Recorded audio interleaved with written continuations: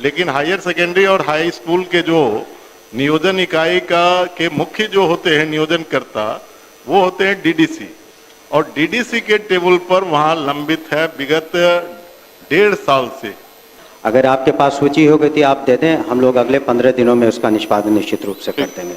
अन्य जिलों में हम लोगों ने निष्पादन किया है इसका। अवकाश अनुसार और कई तरह के अवकाश का मैं उठाया था, मातृत्व अवकाश, पितृत्व अवकाश, ये सब चीज जवाब में दिया गया है कि डीओ के ऑफिस में कोई लंबित नहीं है, लेकिन हायर सेकेंडरी और हाई स्कूल के जो नियोजन इकाई के मुख्य जो होते हैं नियोजनकर्ता, वो होते हैं डीडीसी, और डीडीसी के टेबल पर वहां लंबित है विगत 1.5 साल से। मैं खुद भी जाकर के मैं मिल करके अपील किया था। पूरा पूछिए अजय जी, पूरा।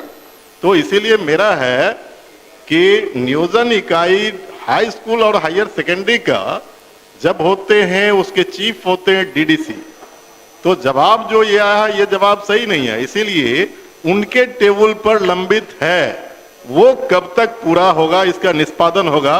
मेरे पास लिस्ट है कि जिनका आवेदन है। माननीय मंत्री।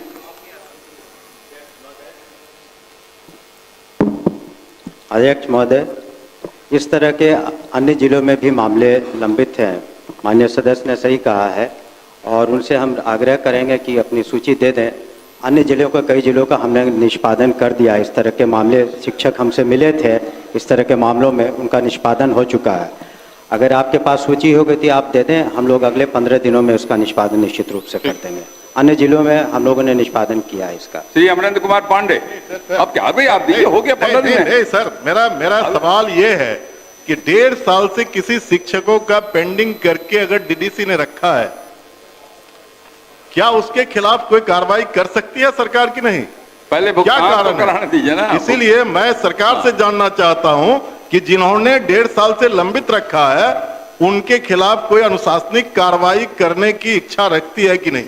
अभी तो आपने लिखा है क्योंकि लंबित कार्यों का निष्पादन कब तक करेंगे, वो तो पूरा होने दिए ना, पूरा होने दिए। बैठ जाइए। नहीं सर 15 दिन में कहा, 15 दिन में कहा, वो ठीक है, लेकिन एक ललित बाबू सुनिए, मेरा बढ़िया बोल रहे हैं। अरे प्रश्नकर्ता बोल रहे हैं, अरे प्रश्नकर्ता बोल रहे हैं, प्रश्नकर्ता को बैठा दें, प्रश्नकर्ता को बैठा दें। बताइए सदन में, बता दीजिए।